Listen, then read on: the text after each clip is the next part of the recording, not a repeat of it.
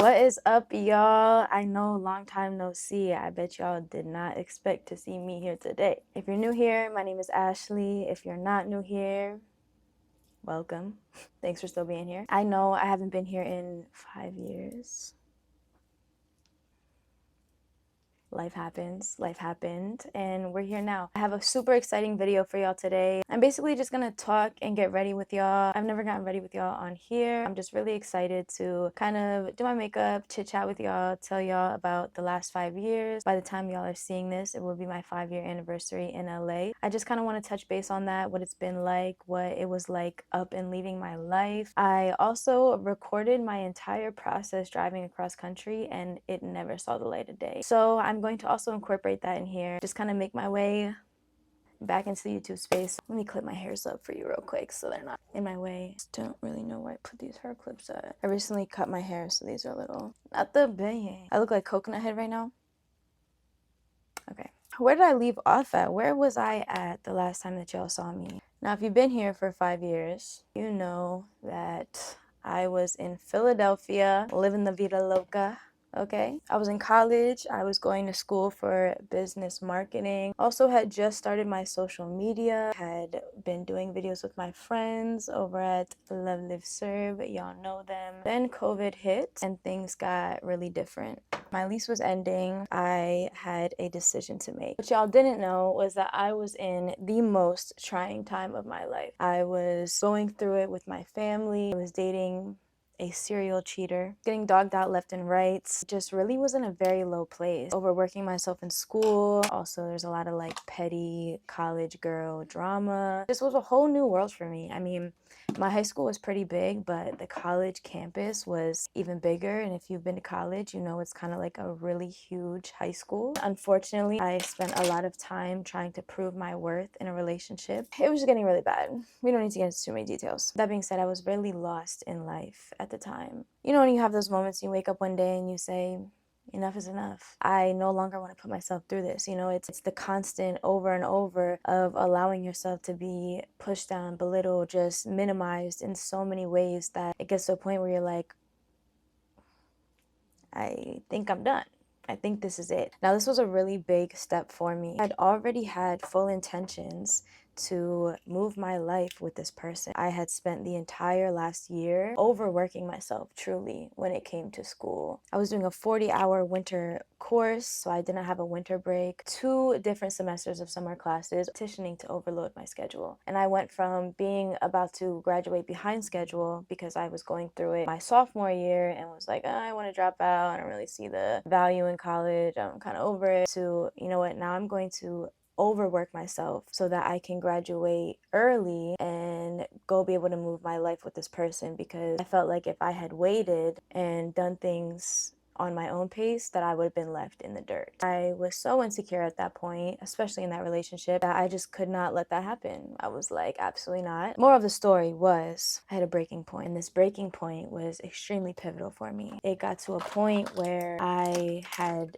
thought, if I continue this and I move in with this person, then I am forfeiting my entire life. I would be completely letting go of the path that I was supposed to be on and allowing myself to follow in somebody else's footsteps. I was like, I fear I can't let this happen. I had gone to visit my dad in California. Basically, if it was Sunday, that next Sunday, I had no clue where I was going. And when I got there, he had told me, hey, you know, you could come live here with me. And I said, you know, I've been living on my own for a long time. I've been living outside of the house, outside of a parent's house. Honestly, the thought of living with a parent again, I was like, can't do it. I had said, you know what? Instead of just picking a random place on the map, which was my first thought process, what if I moved to LA? I stayed up all night long and I searched up every apartment in LA on Zillow, on Hot Pads, I think is the other website. Now, I was about 2 hours away, so I couldn't actually go tour them. First apartment that I was in actually contacted me the next morning and was like, hey, if you want to come do a tour, let's set it up. I have no way to get down there, but if we could do like a FaceTime tour or something, I'm game. It almost didn't matter what this apartment looked like. I was gonna go. I filled out an application. Next day I was getting on a flight to go back home to Philadelphia. On my flight home, I got the email that I was approved for the apartment. This is God. This has to be what I'm meant to do. I got on a flight and this is leaking now. Ugh, this is gonna be so much. There's still so much product to waste. Back to the story. I did the math and I said, well, my lease ends on Sunday. I don't know why I didn't think like I could have left Sunday, but in my head it was like now or never. Oh my, this is like all bad actually. Mind you, I had nothing planned. I was supposed to launch my first ever merch line. So I was working with a girl who lived in Connecticut. I go, hey, I actually can't launch these hats right now because I think I'm moving to LA. She was like, are you driving alone? And I was like, I guess, you know, like I have no one else to go with. She goes, I have a crazy idea. And I said, tell me you want to drive with me. Tell me you want to take this drive across country. Me, somebody that you've met for 5 minutes one time. She's like, I think that might be fun. You know what? Hell yeah. The plan was in motion. Long story short, I had just a little car. I was in a Mazda. I had a full functioning apartment. This meant that I had to somehow downsize everything because my car didn't have the trailer part so that I could hook on a U-Haul. I was going to have to make do with whatever would fit into my car and that just be it. I said, you know what? I need you to get here tomorrow, 6 p.m. because that's when we're leaving. I didn't really tell anybody that I was leaving. I told one of my closest friends. I wanted her to come pick up some of my stuff. I was giving her some of my clothes that I knew I wasn't going to be able to take with me. Honestly, looking back now, 5 years later, that was one of the most incredible things I could have done. 21-year-old me was fearless. Picking up my life with absolutely no hesitations and carrying it to the other side of the country, knowing absolutely nobody. I essentially had to come here with no job. I mean, I did social media, but I didn't have a job to clock into, somewhere to like congregate and meet people. I wasn't in school anymore because I was online now. The strength and will that that took to do so, I don't even think 26-year-old Ashley could do that. The mastery of detachment. If you told me to get rid of like 3/4 of everything that I owned right now and I have to leave tomorrow and go to a whole nother place I knew nobody, I would be like, whoa, slow down. Hold up. To simply say goodbye to everything that I had ever known up to that point. Yes, I was in Philly, which is a little bit further away from Jersey, but I could take a train back. That was nothing. So to up and leave from everything that I had known and not even tell half the people was actually insane. It was insanity. True insanity. But it was necessary for my journey. If I had never done that, who knows where I would be right now. That entire decision took me 3 days to come up with, plan out, and execute. Like 3 days before, I said, where am I gonna live? My lease ends in less than a week. Where am I going? And 3 days later, I said, oh, I'm moving to LA and I have a lease and I'm signing it and I have a plan and I'm doing it. And there was nothing that could have stopped me. I took that leap. And I thank God, I thank myself. Like, I have to give it up for past Ashley. Do you know how crazy that is? Like, to this day, like, it took me a long time. People would be like, wow, like, you really did that. And I'd be like, oh, you know, I guess, like, whatever. Now I'm like, oh, I really did that. It really felt like the difference between continuing or breaking a generational trauma. I'm honestly thankful for all the pain and suffering that it took for me to have to come up with such an isolated decision. I hit a wall and I said, no more. This cannot continue any longer. Now let's get into these last 5 years. These last 5 years were a time, let me tell you. I went through 2 toxic relationships. One a lot more incredibly toxic than the other. Both tribulations and extreme lessons for growth. So again, for those, I'm thankful. Everything that I went through to get to this point, even now, I thank God for, honestly. Even the hardest, lowest points of my life, I am so beyond grateful that I got the opportunity to experience those and be able to come out on the other side of it and see what a low point is. Because if you don't know what's down, you're never gonna know what's up. You know, and I live by that. Now, if you're always up in life, you're never gonna know how much it took to get to those places. I was extremely lost on the way here. Came here, lost myself a little bit more, lost myself some more, found myself, lost myself again, found myself again, and did that a couple times until we're here in my most found place I've ever been in. I feel like these last 5 years, I've been so many different versions of myself over and over, rewritten, reformed, reshapen, that it's so interesting to see these videos that I took of myself 5 years ago driving across country and seeing the version of myself that I was. I look at her and there's so much naiveness in her eyes. There's so much darkness that was surrounding me. But at the same time, I had so much light in my eyes. I knew darkness from family. I knew darkness from relationships, but I hadn't seen the darkness of the world, right? As y'all know, LA, they call it the devil. playground. There's a lot of light here, but there's also a lot of dark here. A lot was revealed to me. I experienced a lot of things throughout these 5 years. Like, I can't even begin to put into words what I experienced, as well as imagine that I would have ever gone through these things. Like 5 years ago, me looking at her, like, she was excited for what was to come. She knew that it was going to be a whole new life, but she could never fully grasp what was actually about to hit her. I was so ambitious and ready to take on the world. This was before a lot of dark things happened. You know, I was in a dark place, but I reached an even darker low place in this time being here. So just to see myself prior to all that is so interesting.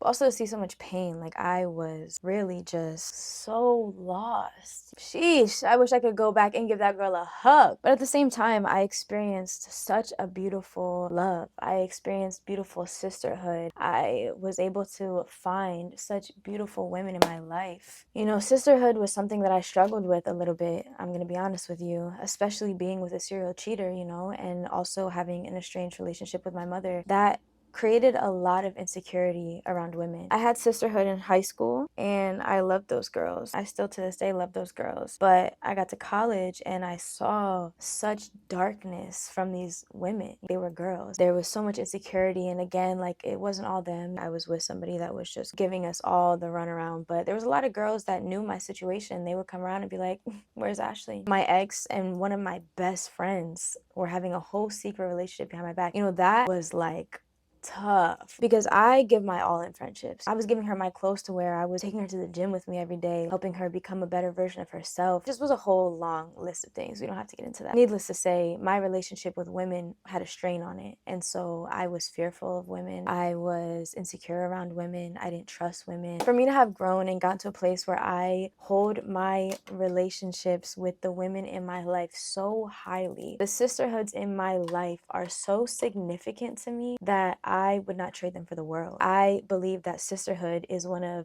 the most important things that a woman can experience. It saddens me that there are women that still feel like that. I completely empathize with them because I was once her. Now, as somebody who can openly love women and appreciate women and not be fearful of them and know that they're not all out to get me is really incredible to me. Shout out to my girls. Y'all know exactly who you are, and I love y'all more than anything in this world. I would do anything for y'all. When I first came to LA, I was up. I'm coming from Philly. The rent there was $600. Okay, babe, I was up. Then I was down. What goes up must go down, and I was down. I was 21, extremely financially irresponsible. I also was at a point where I just really didn't care about my life. Couldn't really see a future for myself. And so it didn't really matter the decisions that I was making. I couldn't see anything past what I was doing at the time. And that led me down a lot of dark places as well. But thankfully, back up. What goes down must go back up. Thank you, God. All glory to God. It kind of leads me down to the last year, actually the last 6 months. I have completed not one, but two 75 hard challenges back to back. I actually technically did 150 days plus the 13 days that I started my 75 hard, fell off after day 13. I had to restart. So essentially I did 163 days, no breaks, except for the day that I fell off. I did that, you know, like that was such a big accomplishment for me, and I'm so proud of myself for that. I actually just ended that a couple weeks ago. But I had done two because my first one, I didn't really have to cut out drinking because I'm not a drinker, but I was a smoker. So I had kind of felt like I was cheating myself a little bit, going through probably one of the worst years of my life 2 years ago, where I lost myself in a really ugly way. I felt like I needed to push myself to the absolute fullest. I needed to reinvent myself in all areas, physically, emotionally, spiritually. I just needed to be a better version of myself. I felt like in order to do that, I needed to really push myself, those boundaries that the 75 hard was trying to push you to. I needed to give up something that I did kind of frequently. I've smoked every single day since I was 18 years old. Felt like it was getting to a point where the weed was smoking me. I wasn't allowing myself to feel feelings for myself, constantly masking it, but also justifying my desire to smoke all the time. Smoking can be good for people, but at the same time, it was just a crutch. I did not want to quit smoking at all. That decision came with a lot of drawback. I was so against the idea of stop smoking. I couldn't imagine that not being a part of my routine, that I was like, yeah, it's time. That's actually the biggest indicator that that needs to happen. Now, a lot of people ask me if I will smoke again. Maybe. I'm not opposed to it. Now, would I smoke the way that I was smoking before? Absolutely not. I feel like that was the main thing, is I needed to break that habit. I needed to break that pattern. At first, it was extremely hard. I thought I was depressed. I was going through all the feels. I was reprocessing every emotion I think I've ever had, especially the past year that was extremely toxic and triggering and difficult for me. I just felt like I was having to like rehash everything on my own. And when I said I was going to do it, I did it. There was no slip ups. I didn't have to restart, like nothing. It was like, that's it. Well, I'm extremely proud of myself for that. Round of applause for me. Through all the trials and tribulations, I found my own relationship with God. I've been in church consistently. That has been so beautiful for me. That has been just such a life-changing experience. And to not only go to church, but to know God now and to have my own relationship with God has been one of the most beautiful things that could have come out of anything in my life. I cry almost every time in church because I am free from the hell I was in, let me tell you. I recently started some new hobbies, some new passion projects that I'm going to be documenting the process on here. So I'm really excited about that as well. Here's my lip liner. I've been holding on to this for quite some time. What y'all know about loyalty?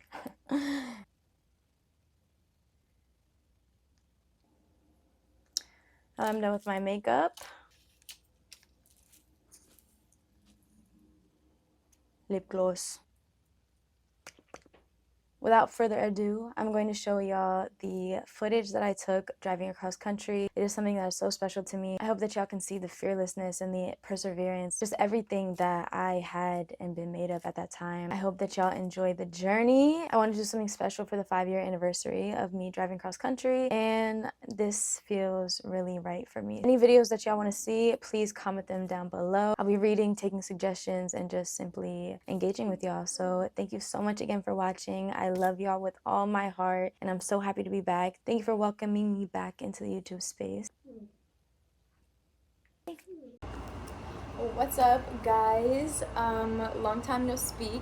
I feel like every time I tell y'all I'm getting on my shit, I never get on my shit. So I'm back for real this time with a really exciting announcement. So I am moving to LA tomorrow, and this is a really big, last minute, kind of quick, once in a lifetime opportunity. I'm really excited about it, and I'm driving cross country, so that's why I'm up right now. Everything is a mess because I just got off the flight yesterday from California and had to figure out how to pick up my whole life and go. So as y'all can tell, I'm really excited. I'm going to vlog the entire thing so you guys can hear everything or see everything and just go on this journey with me, because it is going to be crazy, and I just know that there's going to be so much good blessings and everything coming out of this. So stay tuned because I leave tomorrow. Good morning. It's the next day. It's like nighttime actually. I'm almost done packing everything. Looking a mess in here, but everything is going in the garbage, so I'm literally just picking up half my stuff and saying that's it. Whatever can go is going, what's not isn't, and we gotta be out. So as you can see, everything is kind of in shambles. I packed everything within one day. I had to decide everything that I was throwing away and what I was keeping, really down to what could fit into my car, and that was how I went about everything. I was now saying goodbye to my apartment that I had lived in for a year. I love this place, so I was obviously really kind of sad to see it go. It was a bittersweet feeling. Goodbye, apartment 3F.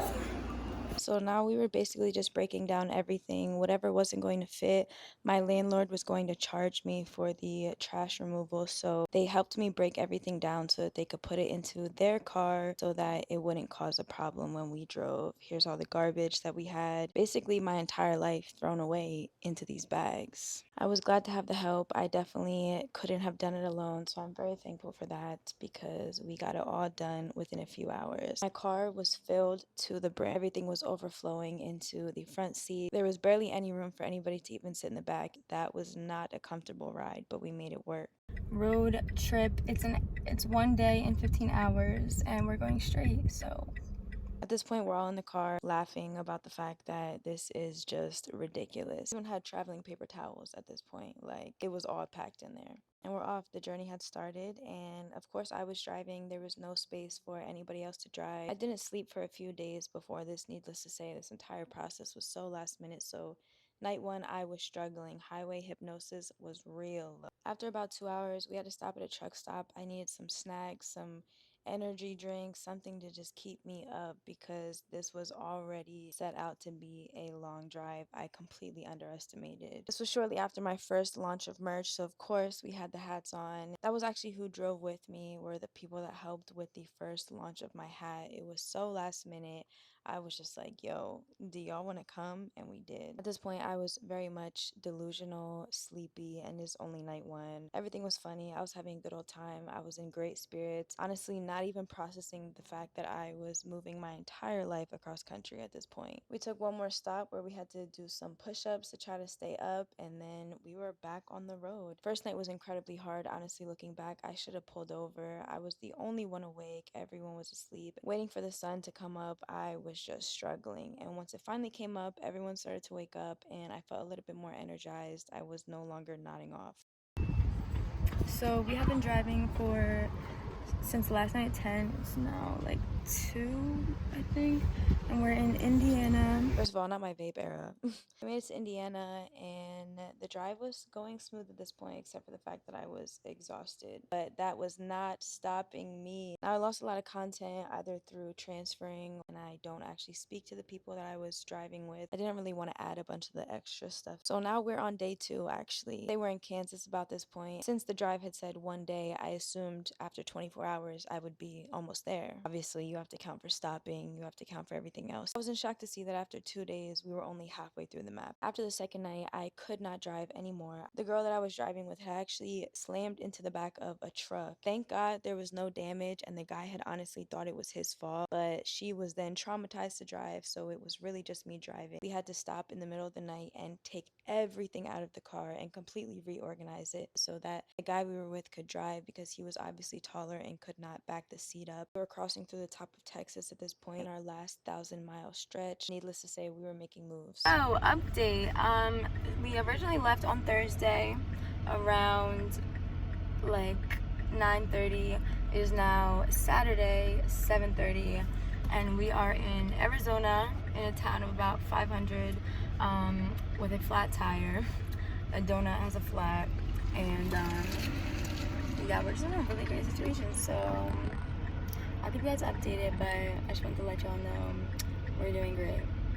I want to cut in here really quick. I know that I did the whole long talking thing before, but at the time, I didn't realize what was going on. I didn't realize the situation that I was in, but I want to quickly touch base on this. I can make this a whole nother story. I just feel like it's a little too long to add into here right now. When I got that flat tire, I did not realize that I was being targeted for sex trafficking. I learned that more so after, as I was in the situation, so that's why there's a really big gap between being in Arizona and making it to LA. And it was really because it was a really long and stressful night, and I thank God that my intuition was on my side, because shortly after I filmed that last video, something went off in my brain and I said, this is not right. I got a flat tire on the side of the road, and I did not know until recently actually when I looked it up, because I was like, man, like, did they just happen to see me on the side of the road when I had a flat tire or what? If you are aware of sex trafficking, it is the highest paid industry in the world. Just as there are dirty cops for drugs, there's also dirty cops for sex trafficking. And I just wanted to kind of add this in there and make awareness, because I would have never thought that I would have been a target for that. And understanding that this happens to almost 250,000 people, majority women, every single year along these major highways is just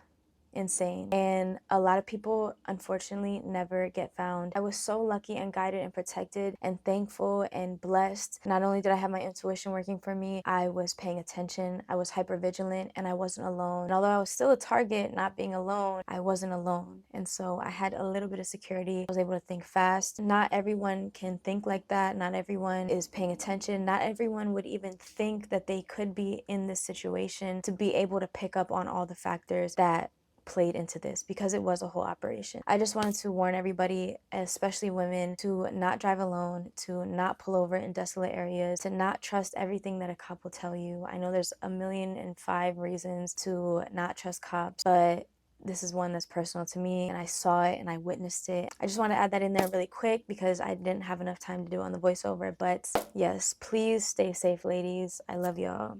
Drive it down here, but get the green car down. This is me in my car. Anyway. After a really, really long, stressful, exhausting, scary night, we finally made it into LA. Look at the mountains. You see that? We're in LA. My voice was gone. Of course, we're showing off the hats that we just traveled across the entire country. It was quite a moment. Nothing could compare to this moment, honestly. I couldn't believe that we did it. We made it. My eyes were so sunken in. I was so exhausted. Was running from that truck in the car. Yeah. At this point, I'm just doing my happy dance. Like, I'm thankful that we made it through the night. That was my LA dance. Ashley G Fit. Hello, hello. This is Ashley Gouillet. Feel me? That's just a side, little side by side. Yeah, we getting it. We get it.